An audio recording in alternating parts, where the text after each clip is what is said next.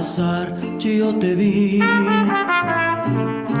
Salías de un templo un día y llorona, cuando al pasar yo te vi.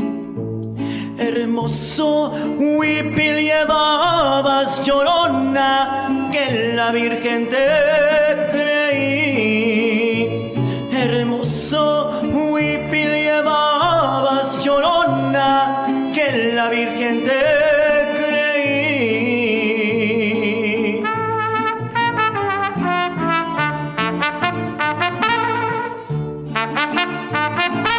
Ay de mí, llorona, llorona, llorona de un campo lirio. Ay de mi llorona, llorona, llorona de un campo lirio. El que no sabe de amores, llorona, no sabe lo que es martirio. El que no sabe de amores, llorona, no sabe lo que es martirio.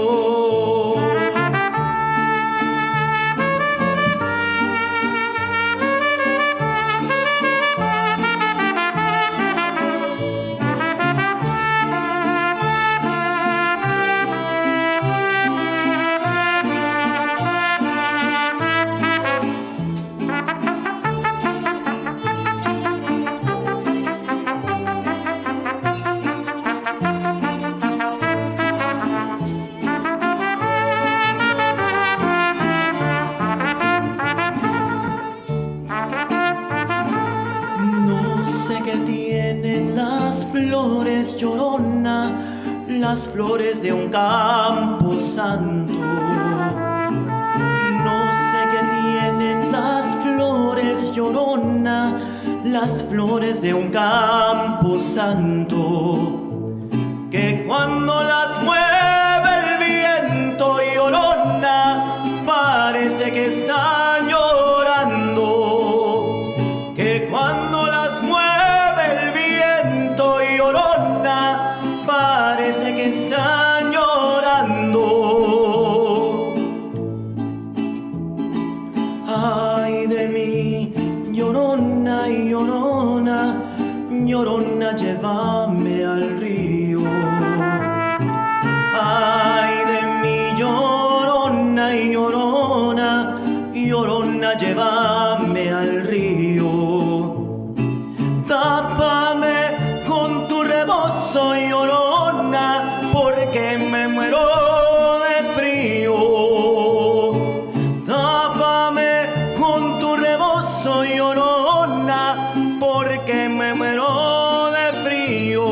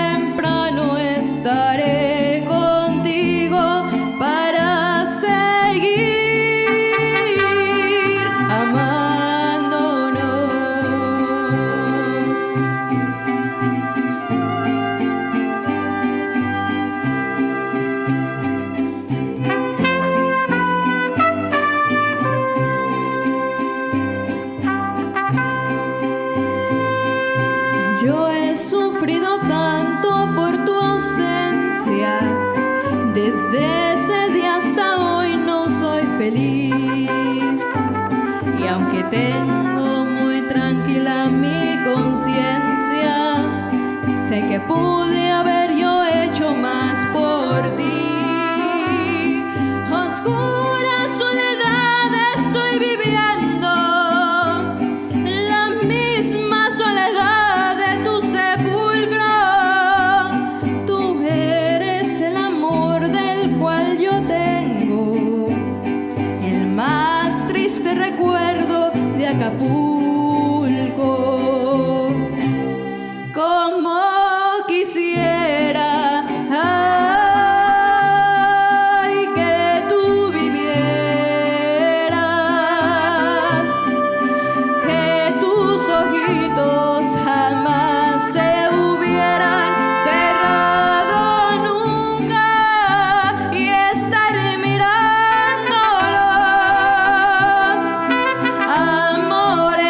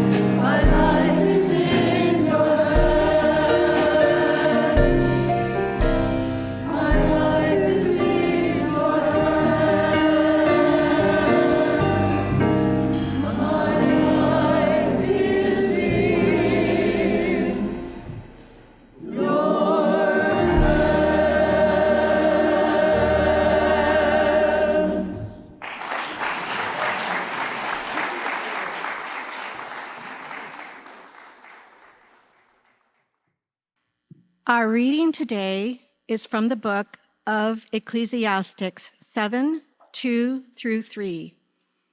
Hear what God's Spirit is saying to you. It is better to go to the house of mourning than to go to the house of feasting, for this is the end of everyone, and the living will lay it to heart. Sorrow is better than laughter, for by sadness of countenance, the heart is made glad. Mejor es ir a una casa de luto que ir a una casa de banquete, porque aquello es el fin de todo hombre, y al que vive lo hará reflexionar en su corazón. Mejor es la tristeza que la risa, porque cuando el rostro está triste, el corazón puede estar contento. Here ends the reading of words that give us insight on God. May God grant to us wisdom and courage for interpretation. So, as most of you know, I am associate minister here at University Christian Church. And you know, because I say this all the time, I love my job here and I love this church. A big part of my work is the pastoral care. So I listen as people have needs and pain and things that they need to share and just kind of sort through.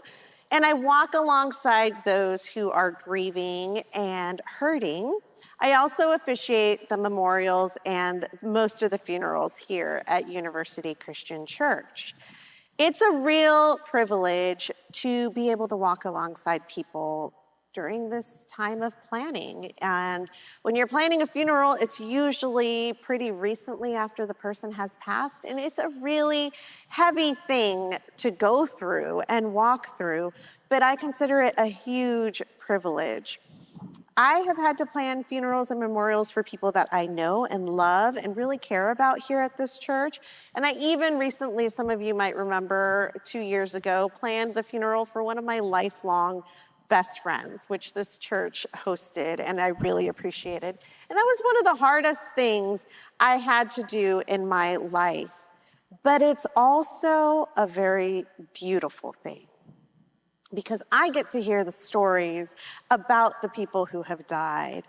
I get to hear memories and moments about their lives as these people are planning. And it's something kind of magical, because sometimes in the conversation, there's often this brief moment where the memories overwhelm the sense of sadness. And it's almost like their loved one for a quick moment is still here, and we feel that presence of that person. And it's really beautiful. And this is probably one of the big reasons why I love Dia de los Muertos. And I think there's a lot to gain from my culture's celebration of death. So to fully understand the meaning of the celebration, one must understand its roots. Cultures thousands of years ago believed that the dead weren't truly gone. They were merely living out what comes next. And we see this time and time again in Egyptian culture and like these ancient civilizations. And the Aztecs of over 4,000 years ago are no exception. They summoned their dead with things that they would need in the afterlife. So some of the story goes that there were two rulers over the land of the dead, Mictecacíhuatl and her husband, Mictecacíhuatli. So the Aztecs together they ruled the 9 levels of the dead and underworld. The Aztecs honored their dead and would celebrate once a year by providing them with supplies that they would use in the underworld, such as food and things, that we asked you to share with us today as well. In time, when the Aztecs were colonized by the Spanish and the French invaders, the celebration was then moved to coincide with the Catholic celebration of All Saints' Day. and it was adapted by the Catholics into what was deemed a more appropriate celebration. But don't be fooled, Dia de los Muertos does not have its roots in Catholicism. It has its roots in an ancient civilization of the Aztecs. So much of the meaning of this Aztec belief has probably been lost over time and through the colonization of a culture and a people. And yet there is such powerful, present, resonant truth in this holy day that rises from those beliefs. Similar to ancient cultures, today we are still no closer to better understanding death and what comes after. It still remains a mystery to us just as much as it did to the Egyptians and the Aztecs. Long after the Aztecs and Mayas celebrated their dead, long after the pyramids in Egypt were built and their dead were mummified, thousands of years after the terracotta warriors and chariots were buried alongside the Chinese emperor, we still honor our dead with fancy coffins, decorative urns, and elaborate rituals. And even with all that we do, death is a mystery. But just because it's a mystery doesn't mean that we should fear death. One thing remains clear to each of us. We will have a date and time in which our own human life will end. We will all die, and we cannot predict that moment.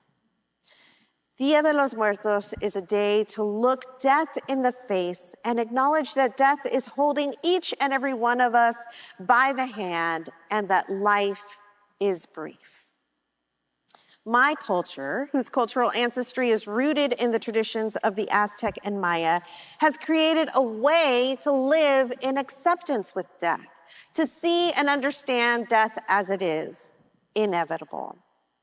The Dia de los Muertos activities usually consist of families visiting the graves of their loved ones, and at the grave sites, family members engage in decorating them with flowers, setting out and enjoying a picnic, and interacting socially with other family and community members who gather at the cemetery. Families remember the departed by telling stories about them. They bring toys for deceased children and food and beverages for their dead. They sit on picnic blankets next to grave sites, eat their favorite foods, and many spend the day and even all night in the cemetery. They also build altars in their homes, similar to the one that we have here, dedicating them to their dead. They surround these altars with flowers, food, and pictures of the deceased. They light candles and place them next to the altar. They honor the dead by playing their favorite music and preparing their favorite foods.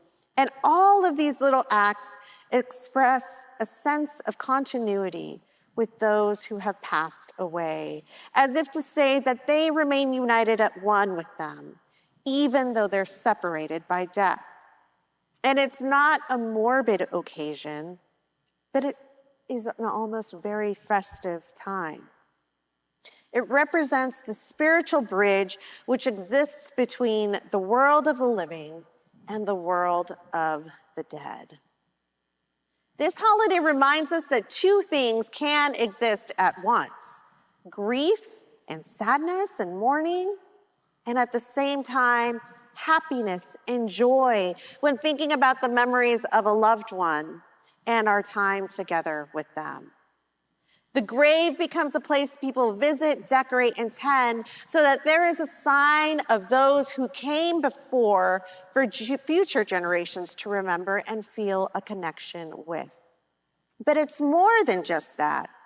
The figure of the Catrina, the skeleton woman with the big hat that is so typical that you see during Dia de los Muertos, and all the other skeletal figures that confront us on Dia de los Muertos, reminds us that there is a skeleton in each and every one of us. Beneath our own skin and muscle, there is a skeleton. We have a skull. And the skulls we see on the altars, you might see a few that we placed on there, aren't just plain white skulls.